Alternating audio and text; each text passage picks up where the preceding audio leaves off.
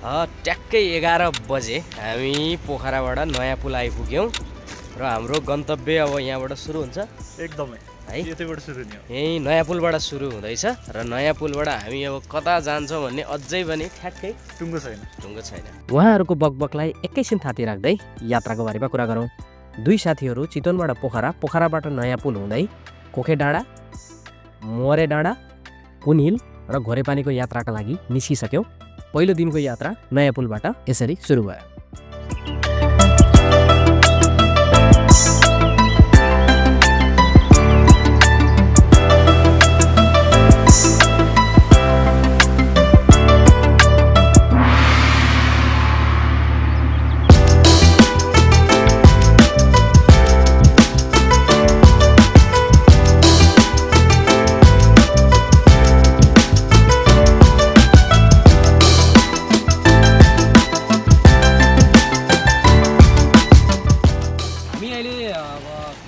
बाट करिब 1 घन्टा हिँडेपछि यो लामुगाली भन्ने गाउँमा आइपुगेका छौँ। यहाँ यसो सोद्धाखेरि स्थानीयसँग सोद्धाखेरि अब बनठाटी पुग्नलाई चाहिँ अझै पनि हिँडेर जाने हो भने 6 घन्टा जति लाग्छ भन्नुभएको छ।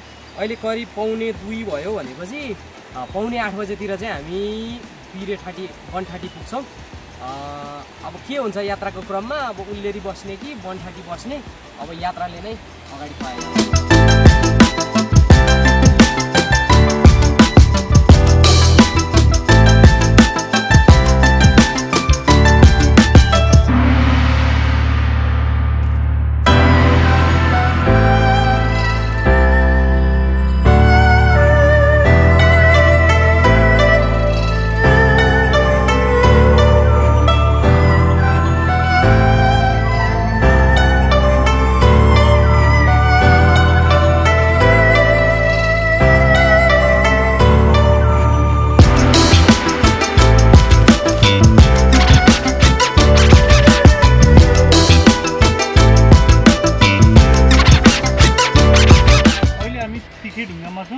यहाँ हेऱ्यो भने 35 स्टेप्समा उल्लेरी पुगिन्छ भन्ने लेखेको छ।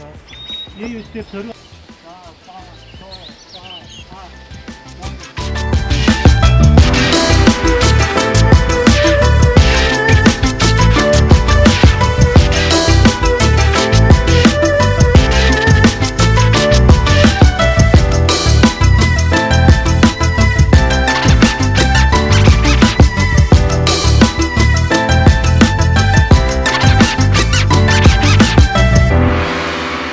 चाहिँ 3000 स्टेप पछि यहाँ उल्लेरीमा आइपुग्यो। अलिकति त अझै स्टेप बाँकी छ।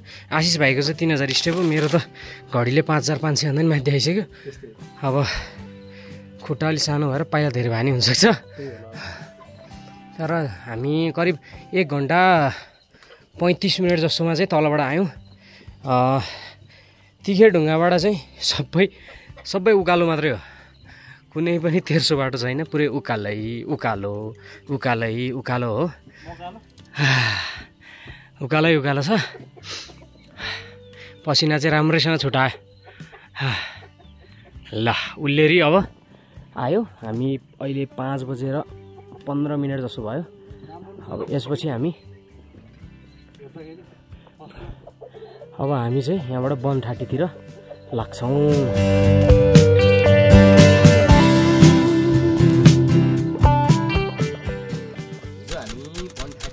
फोर सिजन होटलमा आएर बस्यो।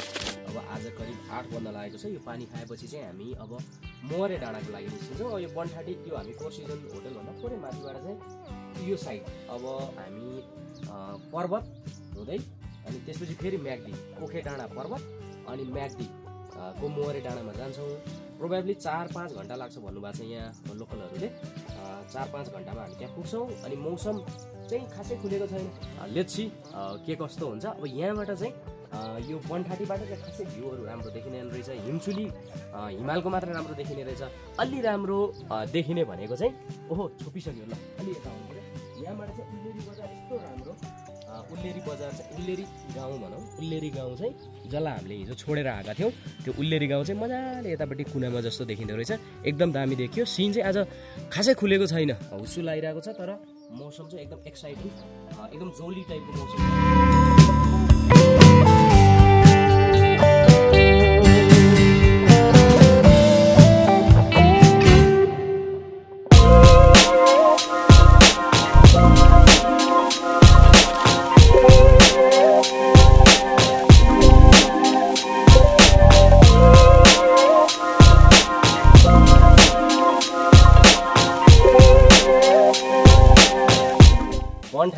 सबभन्दा तल हामी जहाँ बसेको छौँ त्यहाँबाट करिब 15-20 मिनटको हिँडाएपछि चाहिँ यो बनठाडीको माथिल्लो भेगमा आइपुग्यौँ। यहाँबाट चाहिँ दुईवटा बाटो छुट्टिन्छ। एउटा चाहिँ कोखे डाँडा मोहरे डाँडा जाने बाटो चाहिँ यो अब सिँढी भएर माथिपट्टि जाने, त्यसपछिबाट चाहिँ घोरेपानी पुनिल जानलाई चाहिँ यतापट्टि अर्को बाटो रहेछ भनेपछि यो एलिना गेस्ट हाउस भनेछ, सायद बनठाडीको लास्ट गेस्ट हाउस होला। त्यो बाटो चाहिँ हामी अब देब्रेपट्टि लाग्छौँ, कोखे डाँडा मोहरे डाँडामा लाग्छौँ। र यो बाटो अझै यो गाडी जाने बाटो पनि छ। यो बाटो चाहिँ अलि अगाडि नाङ्गेखाटी भन्दा थोरै तलसम्म पनि अझै गाडी जान्छ, बाइक पनि मजाले आउँछ।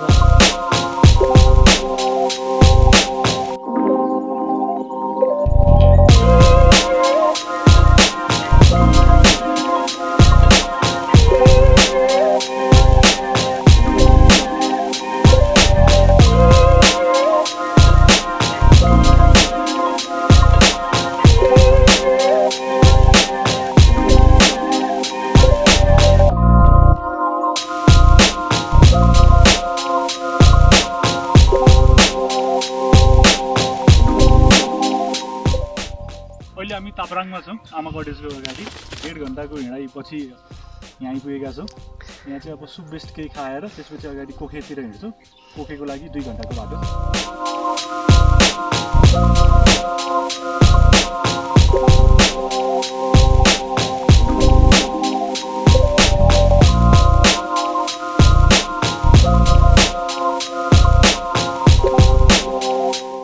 दस बजे भन्दा अलि अगाडि आइपुग्यो, 1 घन्टाभन्दा बेसी बसियो र हामी अब माथितिर लाग्छौँ।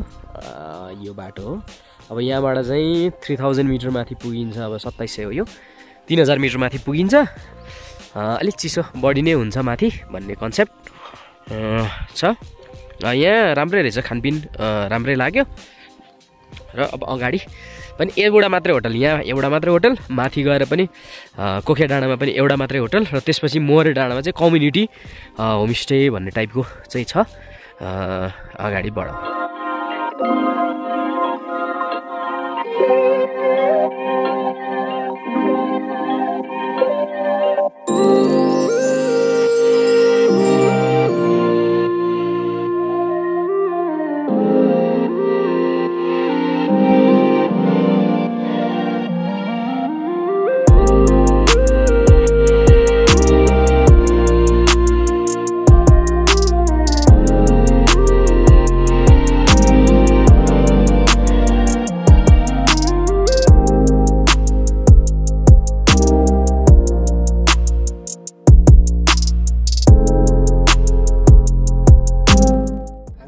करिब यो ब्याकग्राउन्डमा तपाईँले देख्नुहुन्छ, यहाँ आइसक्यो।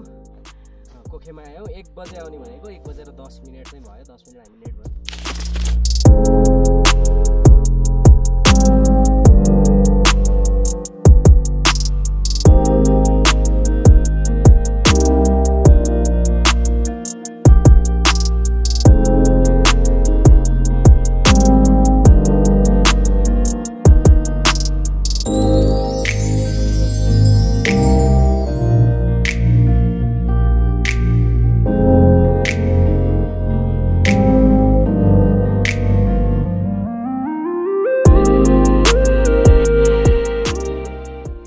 कोखे डाँडामा हाम्रो दाइले हामीलाई प्यानकेक र एग अमलेट चाहिँ यस्तो बवाल तरिकाले बनाएर खुवाउँदै हुनुहुन्छ।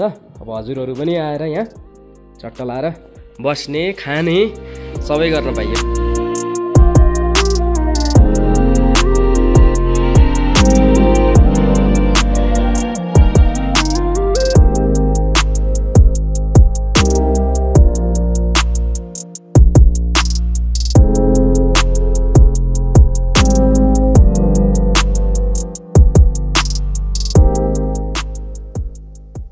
ट्रेकिङको तेस्रो दिन हामी आज पनि कोखे डाँडामा नै छौँ। हिजो 1 बजे आए पनि हामी चाहिँ अब मौसम राम्रो थिएन, मौसम फेरियोस्, मौसम राम्रो होस् अनि चाहिँ हामी हिमाल हेरेर मात्रै अरू ठाउँ जाने भनेर हिजो 1 बजेदेखि नै बस्यौँ। र आज बिहान पनि मौसम चाहिँ खासै खुलेको छैन, अलिअलि चाहिँ यो माछापुच्छ्रे अलिअलि देखिएको छ। सनराइज पनि खासै राम्रो देखिएन, तर अलिअलि ओभरअल राम्रै देखिएको छ। बादलहरू माथि देखिएको छ, हिउँ पर्ने सम्भावना चाहिँ व्यापकै छ। एकैछिन हिउँ परेर रोकियो भने चाहिँ सबै चाहिँ खुल्छ अनि त्यसपछिबाट मात्रै हामी मोहरे हुँदै पुनिलतिर लाग्छौँ। 3307 मिटर ±3 भनेर देखाएको छ तल कोके डाँडामा बसेर हामीले हिमाल हेर्न खोज्यौँ, तर वरपरको मौसमले गर्दाखेरि र स्नोफल भएको कारणले गर्दाखेरि भ्यू खुल्ला जस्तो लागेन। त्यही भएर बाटो अगाडि छुट्याउँदै 20 मिनट अगाडि हिँडेपछि हामी अगाडि मोहरेमा आइपुगेका छौँ। मोहरेमा नि खासै वातावरण त खुल्छ जस्तो छैन, त्यही पनि हेरौँ, एम्बियन्सलाई फिल गरौँ र त्यसपछिको फेरि यात्रा अगाडि बढाउँला।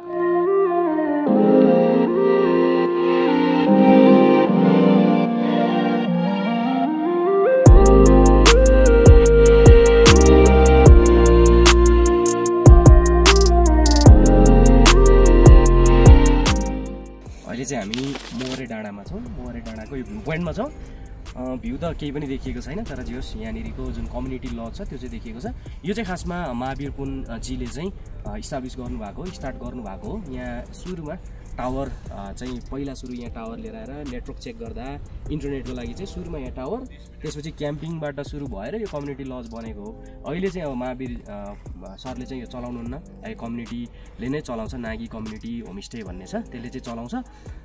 र यहाँ चाहिँ अलि पानीकै समस्या, यहाँ पनि पानीकै समस्या रहेछ, पानी बोकेरै लिएर आउनु पर्ने। अदरवाइज स्पेसको हिसाबले चाहिँ स्पेसियसै जस्तो देखियो, ब्लकहरू धेरै नै छन्।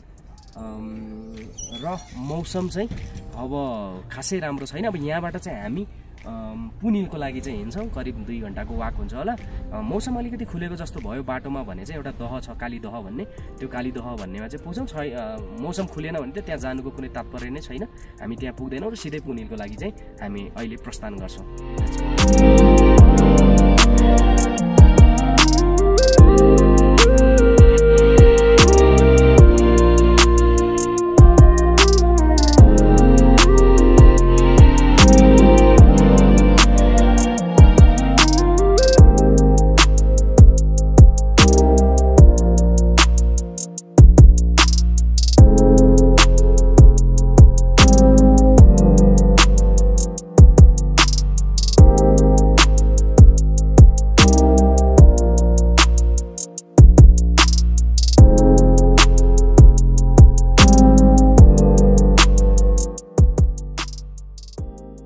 बाटोमा आउँदै गर्दाखेरि पुनिल जाने बाटोमा आउँदै गर्दाखेरि थोरै जम्मा 5 मिनटको ओह्रालो झरिसकेपछि चाहिँ एउटा काली दह भन्ने ठाउँ जो धेरैलाई थाहा रहन्छ, यहाँको साउहरूलाई पनि यो काली दह भनेको थाहा रहन्छ। यो ठाउँमा चाहिँ तपाईँ यदि मोहरे डाँडा कोखे डाँडाबाट पुनिल जाँदै हुनुहुन्छ भने यो ठाउँ चाहिँ झर्नु होला।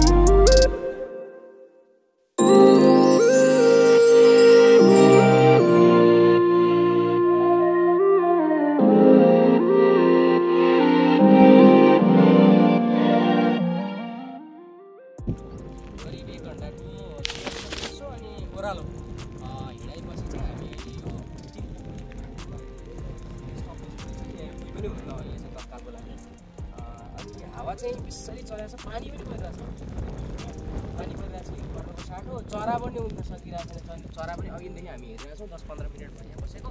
त्यो चरा त्यहीँको त्यही छ, त्यो पनि उड्न सकेको छैन, चिसो छ एकदम। अब यहाँबाट चाहिँ हामी सायद अपहिल उकालो चढ्छौँ होला। उकालो चढेर चाहिँ अपको स्टप चाहिँ एकैचोटि चाहिँ माथि हाम्रो पुनिलमा हुन्छ जस्तो लागेको छ।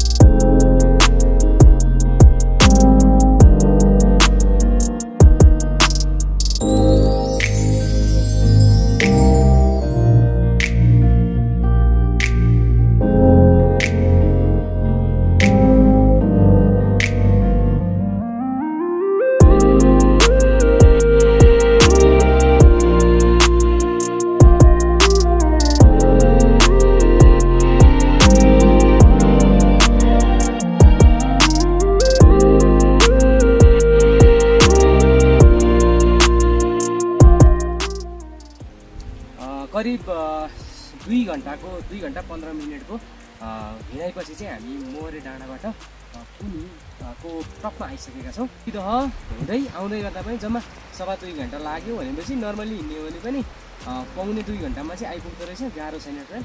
यो उकालो बाटो पनि सबै खुर्किन राखिदिएको भएर राम्रो नै छ, सजिलै छ।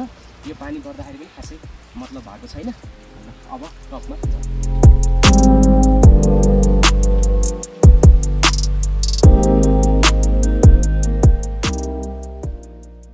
हिजो करिब 12 बजे हामी पुनिलमा आइपुगेका थियौँ। हिजो दिउँसो 12 बजे अनि तल घोरेपानी गएर बस्यो।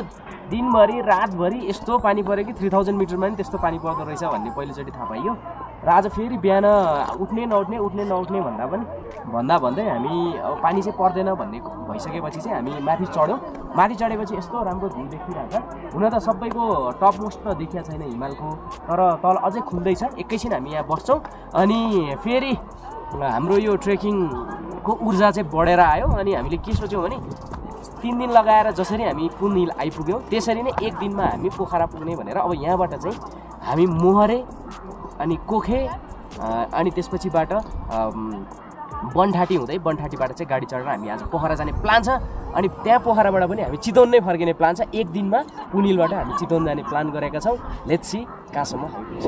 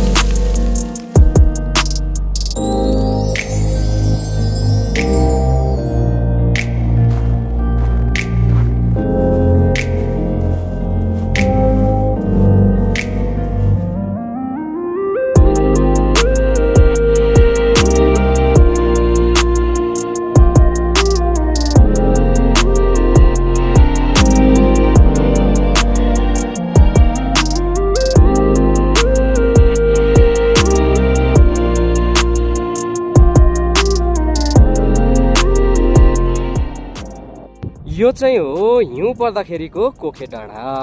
यताबाट माउन्टेन रेन्जेसहरू देख्न सकिन्छ। पोखरा पनि यहाँबाट देखिन्छ, ताल पनि देखिएको छ। यो चाहिँ फेवा ताल हो। फेवा ताल देखिएको छ यहाँबाट। पोखरा बजार चाहिँ रातिको समयमा बत्ती बल्दाखेरि झिलिमिली राम्रो देखिन्छ। र कोखे डाँडाबाट एकदमै नजिकै चाहिँ हामीले मोहरे डाँडा पनि पाउँछौँ। अहिले हिउँ पर्दाखेरि चाहिँ मोहरे डाँडाको सिचुएसन पनि यस्तो छ। र यो 360 डाँडा पनि भनिन्छ। र यहाँबाट चाहिँ अन्नपूर्ण, धौलागिरी, माछापुच्छ्रे रेन्जहरू धेरै कुराहरू चाहिँ देखिन्छ। जे होस् अहिले नखुलेको भएर चाहिँ खासै हिमालहरू बिहान अलिकति खुलेको थियो होला, तर अहिले चाहिँ खासै खुलेको छैन। खुल्दाखेरि चाहिँ सबैतिर 360 एङ्गलमा नै हिमालहरू चाहिँ देखिन्छ। हाम्रो यो 4 दिनको पोखरा, कोखे, मोरे, घोरेपानी को चाहिँ यात्रा फेरि ब्याक भएर यो कोखे नै फेरि आइपुग्यो र यहाँबाट चाहिँ यो भिडियोबाट बिदा लिन चाहन्छु। भिडियो मन परेमा लाइक, सेयर एन्ड सब्सक्राइब गरिदिनु होला। हस्त धन्यवाद।